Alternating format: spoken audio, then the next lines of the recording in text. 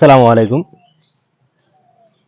কিছু কিছু আহ, দায়িত্ববান লোকের দায়িত্বহীনতার কারণে আমাদের বাংলাদেশের এক শ্রেণী, বিশেষ করে কৃষকরা অনেক বেশি ক্ষতিগ্রস্ত বিগত দিনেও হয়েছে, এখনো হচ্ছে। আমার মনে হয় ভবিষ্যতে অব্যাহত থাকবে।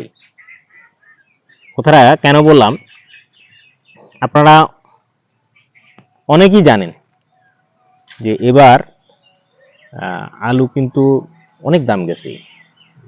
বাংলাদেশের ইতিহাসে রেকর্ড 120 টাকা পর্যন্ত আলু কিনতে হয়েছে, পুরাতন আলু, যেটা বাংলাদেশের ইতিহাসে কখনো ঘটেনি।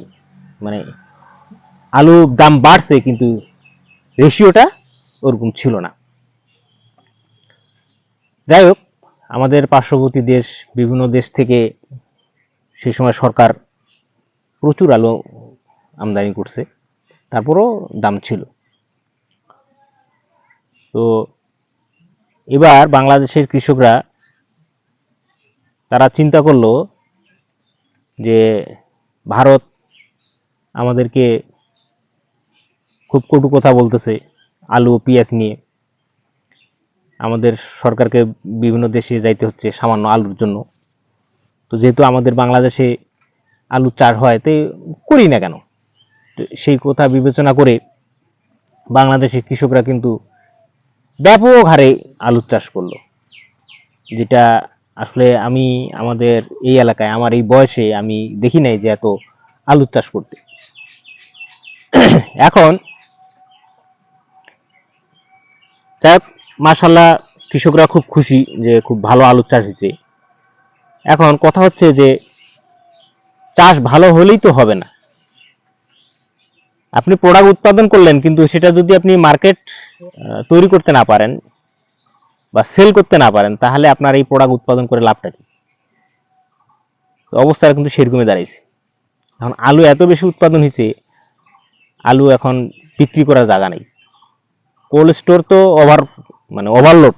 কোল্ড স্টোর অলরেডি বারবার মাইকিং করতেছে, অনুরোধ করতেছে যে আপনারা আলু আর কোল্ড স্টোরে পাঠাবেন না। এখন যারা আলুগুলো পাঠাইতে পারেনি, সেসব কৃষকের কি হবে বলেন? 10-12 বস্তা দিলে সার, ফসফেট, পটাশ এলা মিলে 100 থেকে 110 টাকা কেজি আমরা বীজ সংগ্রহ করে এই ফসলটা লাগাইছি। কোল্ড স্টোরেজে আলু রাখার কৃষকের জায়গা নেই। আজকে কৃষক আলুর দাম পাচ্ছে না। এই যে বড় বড় ব্যবসায়ীরা এবং কোল্ড স্টোরেজের মালিকেরা আলুকে কেন্দ্র করে একটা সিন্ডিকেট তৈরি করেছে।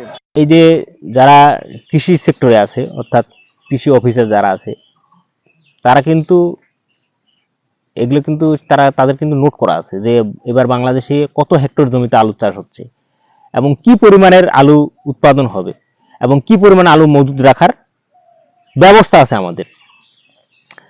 তাহলে সব মিলিয়ে হিসাব নিকাশ করে এটা তো আসলে ক্যালকুলেশনের বিষয়। এটা তো এমন না যে অস্পষ্ট। যেমন সমুদ্রের নিচে মাছ, এটা কেমনে বুঝবো এখানে কি পরিমাণের মাছ আছে? এটা কি বোঝা সম্ভব? তাহলে যেহেতু এটা দৃশ্যমান যে এটা আসলে কি পরিমাণের আলু উৎপাদন হচ্ছে, কি পরিমাণে আলু মজুদ রাখা সম্ভব, তাহলে যারা কর্তৃপক্ষ আছে তাদের উচিত ছিল না যে অতিরিক্ত আলুটা এটা হয় রপ্তানি করা অথবা এটার বিকল্প সংরক্ষণের ব্যবস্থা করা। এখন দেখেন যে কর্তব্যরত যারা আছেন তাদের এই উদাসীনতার কারণে এই যে আলু চাষিরা যারা এখন মানে লসের মধ্যে মানে অবস্থান করতেছে, তাদের কি অবস্থা হবে? তারা তো হিউজ পরিমাণের ইনভেস্ট করছে। কারণ আলু চাষিরা কিন্তু নর্মাল চাষির মতো না, তারা কিন্তু লক্ষ লক্ষ টাকা নিয়ে কিন্তু আলু চাষ করতে যায়।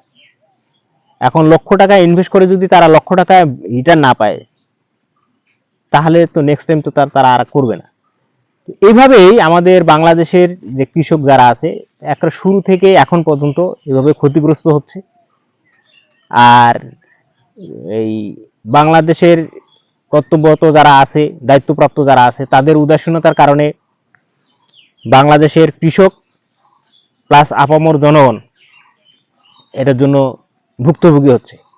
কারণ আমি দেখছি একটা সময় আমাদের এলাকায় পর্যাপ্ত পরিমাণের পেঁয়াজ চাষ হতো, কিন্তু পেঁয়াজ সংরক্ষণের মানে ব্যবস্থা না থাকার কারণে, ন্যায্য মূল্য না পাওয়ার কারণে কৃষকরা কিন্তু কি করলো, মানে পেঁয়াজ চাষ করা বন্ধ করে দিল। পেঁয়াজ চাষ বন্ধ করে দিল, পেঁয়াজের দাম কিন্তু বেড়ে গেল। সেম ভাবে কিন্তু আলুর এই অবস্থা। এবার যদি আলু যদি সরকার রপ্তানি অথবা এখন যে আলুগুলো কোল্ড স্টোরের বাইরে আছে সেগুলো যদি সংরক্ষণের ব্যবস্থা না করে, তাহলে আগামীতেও আমার যেটা ধারণা যে অনেক কৃষক আলু চাষ থেকে মুখ ফিরিয়ে নিবে এবং সত্যি সত্যিই ওই 120 টাকা বা 100 টাকা কিন্তু আলুর দাম স্ট্যান্ড বাই হয়ে যাবে। তখন কিন্তু মানে উভয় পক্ষে কিন্তু ক্ষতিগ্রস্ত হবে, যারা কিনে খাবে তারাও ক্ষতিগ্রস্ত হবে, পাশাপাশি যারা কৃষক তারাও কিন্তু ক্ষতিগ্রস্ত হবে। কারণ যখন আপনার আলুর দাম এত বেশি হবে তখন বীজের দাম বেশি হবে, বীজের দাম বেশি হয়ে গেলে তখন কিন্তু দেখা গেল যে লেবার কস্ট অন্যান্য কস্ট মিলে তখন কিন্তু আর মানে পত্তা হবে না। এই জন্য আসলে আমাদের যারা কর্তব্যরত যারা আছে, যারা যে যে দায়িত্বে থাকেন, তাদের এই উদাসীনতা, তাদের ভুল ডিসিশন, তাদের অবহেলা, মানে এটার কারণে দেখা গেল যে তারা তো তেমন বেশি ক্ষতিগ্রস্ত হয় না, কিন্তু বিশাল একটা জনগোষ্ঠী কিন্তু অনেক বড় ক্ষতিগ্রস্ত হয়। তো যারা আমার এই ভিডিওটি দেখছেন তাদের মধ্যে যদি কেউ থেকে থাকেন যে এই রিলেটেড অফিসার অথবা এরকম একটা ডিপার্টমেন্টে আপনারা কাজ করতেছেন, তো আপনারা একটু মানে সহযোগিতার হাত বাড়াই দেন এইসব আলু চাষিদের দিকে, যাতে তারা অন্ততপক্ষে মানে লস না করলে অন্ততপক্ষে যাতে মূলধনটা তারা যাতে ফিরে পায়। কারণ তারা যদি মূলধনটা ফিরে পায় তাহলে আগামীতে তারা আরও বেশি উৎসাহিত হবে এবং তারা এই আলু চাষটা অব্যাহত রাখবে। নতুবা দেখা গেল যে আলু চাষটা বন্ধ হয়ে গেলে আমাদের যারা